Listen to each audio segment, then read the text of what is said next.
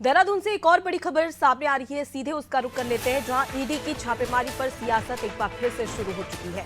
पक्ष विपक्ष में आरोप प्रत्यारोप की सियासत देखने को मिल रही है।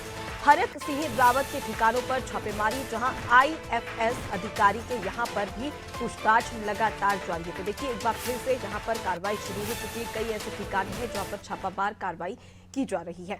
सोनू हमारे साथ में जुड़े हुए हैं, सीधे उनका रुख कर लेते हैं।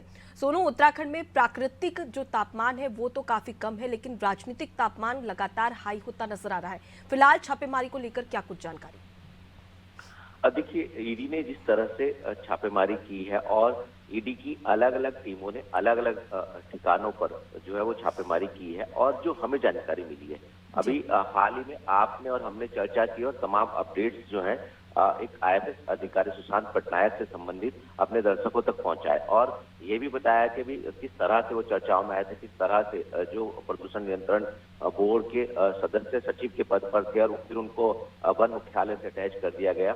और इसके बाद अब ईडी की छापेमारी में जो हमें जानकारी मिल रही है, जो ईडी से संबंधित जो सूत्र हैं, कि उनके घर पर कुछ कैश बरामद हुआ है और उसकी काउंटिंग की जा रही है। इसके अलावा जो ये पूरा का पूरा कॉर्बेट पार्क से संबंधित उसमें निर्माण कार्य और अवैध रूप से पेड़ों के कटान का मामला था, और फिर ठेकेदारों को जो भुगतान कर दिया गया, इन तमाम पहलुओं की जब शिकायत की गई तो इसकी जांच पड़ताल की गई, और पिछले साल से ही जब इसकी जांच पड़ताल की गई तो एसआईटी गठित की गई थी। एसआईटी की जांच में भी कई तथ्य सामने आया। उसके बाद फिर विजिलेंस ने इसमें जांच पड़ताल शुरू की, और जब विजिलेंस ने जांच की तो इसमें एक जो पूर्व आईएफएस अधिकारी हैं किशन चंद, उनकी गिरफ्तारी हुई, उनको सलाखों के पीछे पहुंचाया गया।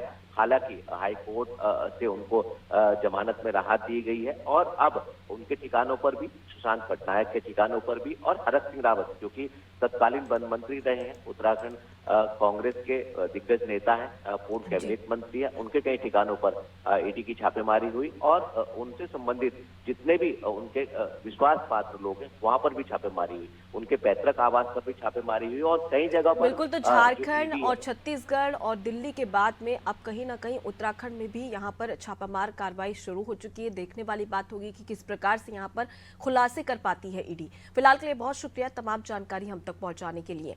तो देखिए, ईडी की रेड अब इस पर सियासत भी शुरू हो चुकी है, क्योंकि आरोप प्रत्यारोप का दौर पक्ष विपक्ष में देखने को मिल रहा है। जब भी ईडी की रेड पड़ती है तो कहीं ना कहीं विपक्ष यानी कि कांग्रेस, सत्ता पक्ष यानी कि बीजेपी पर सवाल उठाता हुआ नजर आता है। और कई बार तो कांग्रेस के कई ऐसे दिग्गज नेता है वो ये कहते हुए भी नजर आते हैं कि ईडी, सीबीआई और जो आईटी की टीम है वो कहीं ना कहीं बीजेपी के लिए पन्ना प्रमुख की तरह काम कर रही है। ऐसे में सवाल यही कि जब हरक सिंह रावत के ठिकानों पर छापामार कार्रवाई चल रही है, ऐसे में क्या कुछ खास यहां पर ईडी की टीम जुटा पाती है? क्योंकि कांग्रेस अब तक यही आरोप लगा रही है कि देश भर में दिग्गज नेता जो कांग्रेस के हैं उनके घरों पर छापामारी तो ईडी के द्वारा की जाती है, लेकिन कोई पुख्ता सबूत यहां पर नहीं मिल पाते हैं, और ईडी परेशान करती रहती है क्योंकि चुनाव करीब है। लेकिन आने वाले समय में देखने वाली बात होगी कि जब ईडी की छापेमारी के बाद में यहां पर क्या कुछ खुलासा हो पाता है या फिर नहीं। उत्तराखंड के इस खास बुलेटिन में इतना ही। देखते रहिए नादी टीवी।